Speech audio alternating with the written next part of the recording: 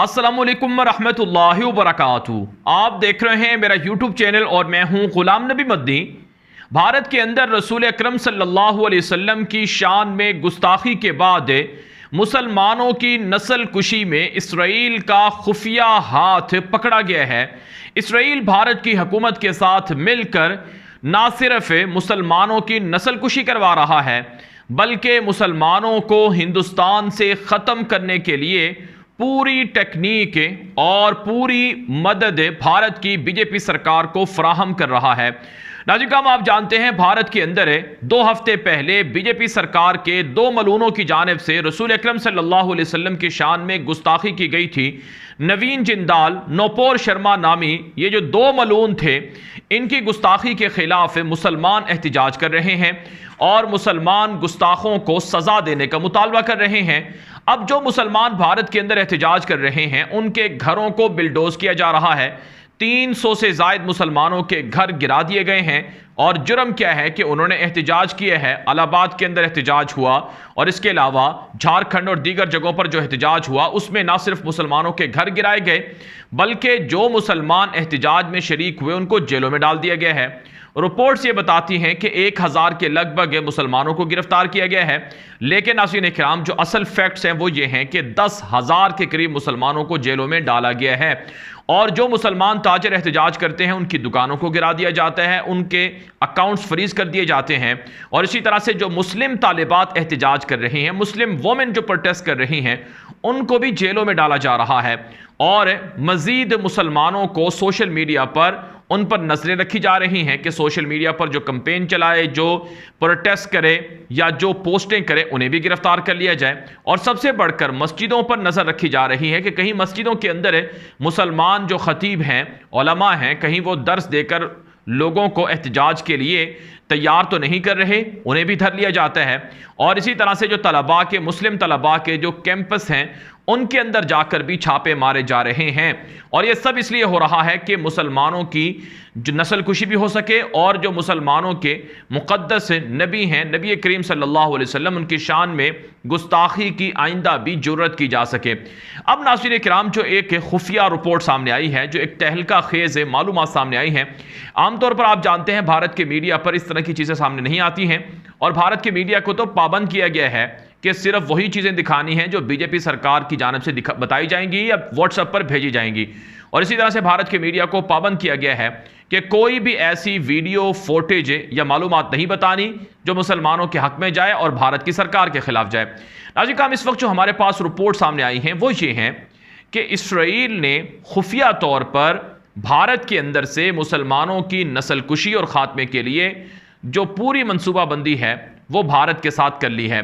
नाज़रीन किराम, आप जानते हैं इसराइल ने फ़लस्तीन के ऊपर कब्ज़ा करके, मुसलमानों की सरजमीन पर कब्ज़ा करके नाजायज़ रियासत और स्टेट खड़ी की है।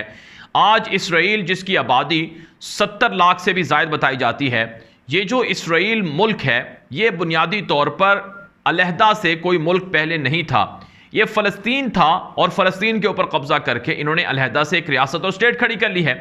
अब जिन इलाकों के अंदर इसराइल को बनाया गया है, ये जो शहर इसराइल अपने लिए शुमार करता है, वो सारे के सारे शहर वो मुसलमानों के शहर थे, वो मुसलमानों की ज़मीनें थीं। अब वहाँ से इसराइल ने कैसे मुसलमानों को निकाला और किस तरह से मुसलमानों को उनकी ज़मीनें छीनी, बिल्कुल इसी तरह से जो कहानी है, यानी जो इसराइल की स्ट्रेटजी रही है, जो इसराइल ने जो कुछ किया है फ़लस्तीन के साथ या फ़लस्तीनी मुसलमानों के साथ, वही कुछ भारत के अंदर बताया जा रहा है। यानी जिस तरह से 70 सालों में फ़लस्तीन से मुसलमानों का ख़ात्मा करके फ़लस्तीन छोटा सा रह गया है, इसी तरह से ये मुसलमानों का ख़ात्मा करके पूरे हिंदुस्तान को हिंदू राष्ट्र बनाने के लिए जो मुहिम है उसमें इसराइल अपनी मदद दे रहा है। इस हवाले से नाज़रीन किराम रिपोर्ट में बताया गया है कि अभी चंद दिन पहले इसराइल के जो वज़ीर दिफ़ा थे, जिसका नाम बेनी गैंट्स है, उसने दौरा किया था भारत का। भारत के वज़ीर दिफ़ा राजनाथ सिंह से मुलाकात की, दिल्ली के अंदर उनके दीगर ऑफिशियल से मुलाकातें हुई। अब ये मुलाकात जहां इसराइल और भारत के दरमियान डिफेंस कोऑपरेशन के लिए थी और भारत इसराइल से जो असलहा, मिसाइल्स, ड्रोन और दीगर टेक्नोलॉजी हासिल करना चाहता है, वहीं जो भारत के अंदर इसराइल की खुफिया एजेंसीज़ हैं, उनके दफातर, उनके सेल और इसी तरह से जो इसराइल के पास है लोगों की इंटरनेट जासूसी करने के लिए जो आलात हैं, मोबाइल फ़ोन हैक करने के और इसी तरह से कंप्यूटर्स और दीगर चीज़ों पर जासूसी करने के लिए जो उनके पास टेक्नोलॉजी है, उसके हुसूल के लिए ये मुलाकात हुई। वहीं नाज़रीन किराम, जो इसराइल की खुफिया एजेंसी मोसाद है, उसके दफातर भारत के अंदर पहले से हैं और मज़ीद दफातर बनाने का प्लान है। और साथ साथ ये भी तय हुआ है इस मुलाकात के अंदर कि वही तरीके, वही काम, वही हरबे जो इसराइल ने फ़लस्तीनियों के ख़िलाफ़ इस्तेमाल किए वो भारत को बताए जाएंगे, ताकि भारत मुसलमानों को यहाँ से ख़त्म कर सके और इसे अमली तौर पर हिंदू राष्ट्र हिंदुस्तान को बनाया जा सके। इस हवाले से मुख्तलिफ़ चीज़ें तय हो गई हैं, कमेटियाँ बन गई हैं और लोगों को मुतय्यन कर दिया गया है। और अब आपने अभी देखा कि ये गुस्ताखी जो हुई है ये जानबूझकर हुई है, ये कोई अचानक से नहीं हुई बल्कि प्री प्लान हुई है। इसका पहले से प्लान तैयार था और फिर उसके बाद गुस्ताखी की गई है और उन्होंने रिएक्शन भी चेक किए हैं और अब जो कुछ हो रहा है वो आपके सामने है। अब आने वाले दिनों में इस तरह के मज़ीद काम भी होंगे और मुसलमानों को इश्तियाल दिलाया जाएगा, मुसलमानों की ख़वातीन के रेप किए जाएंगे और फिर मुसलमानों को इश्तियाल दिलाकर उन्हें एहतजाज पर उकसाया जाएगा, फिर उनको मारा जाएगा, पीटा जाएगा, गिरफ्तार किया जाएगा। इसराइल भी ऐसे ही करता है, मुसलमानों की ख़वातीन के साथ आबरू रेज़ी करता है, मुसलमान नौजवानों को मार देता है, जब मुसलमान एहतजाज करते हैं तो मज़ीद मारता है।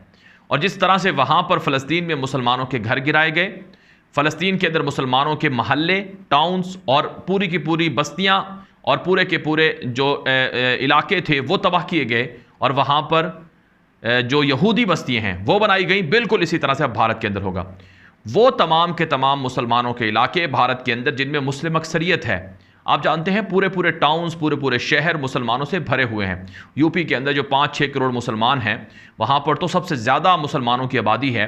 तो इन इलाकों में जिनमें मुसलमान ज़्यादा हैं वहाँ पर मुसलमानों पर नज़र भी रखी जाएगी और उनके घर भी गिराए जाएंगे, उनकी दुकानें भी गिराई जाएंगी और सख्त प्रेशराइज़ किया जाएगा, सख्त मजबूर किया जाएगा कि यहाँ से मुसलमान भाग जाएँ और कहीं और चले जाएँ, किसी और शहर में चले जाएँ, मुल्क से बाहर चले जाएँ। तो गोया कि वो सारा का सारा खेल जो फ़लस्तीन के अंदर इसराइल के यहूदियों ने खेला, अब वही खेल भारत के अंदर मुसलमानों के ख़िलाफ़ खेला जाएगा ताकि भारत से मुसलमानों का ख़ात्मा किया जाए। और ऐसी काम सिर्फ यही नहीं बल्कि ये खेल मकबूजा कश्मीर के अंदर भी खेला जा रहा है।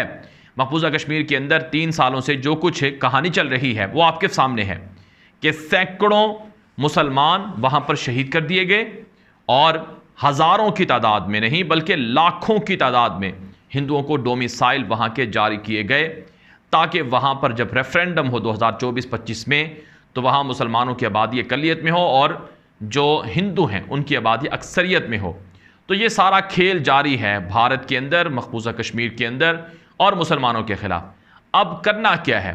करना ये है नाज़रीन किराम, मैं भारत के मुसलमानों से ये बारहा दरख्वास्त करता हूँ कि जब तक वो अपने हक़ के लिए खड़े नहीं होंगे, जब तक वो बेदार नहीं होंगे, जब तक वो लड़ेंगे नहीं तो उनके ऊपर ये जुल्म होता रहेगा, उनके ऊपर इस तरह के मंसूबों के ज़रिए से उनकी नस्ल कुशी होती रहेगी। और हिंदुस्तान को तो हस्पानिया, स्पेन, कुर्तबा बनाने का प्लान है कि यहाँ पर सिर्फ मुसलमानों का नामो निशान मिटाकर यहाँ सिर्फ क़िस्से कहानियों में मुसलमानों के बारे में बताया जाए कि हाँ यहाँ भी मुसलमानों की हुकूमत हुआ करती थी। तो इसलिए भारत के मुसलमानों को प्रोटेस्ट करना होगा, एहतिजाज करना होगा, आवाज़ बुलंद करना होगी।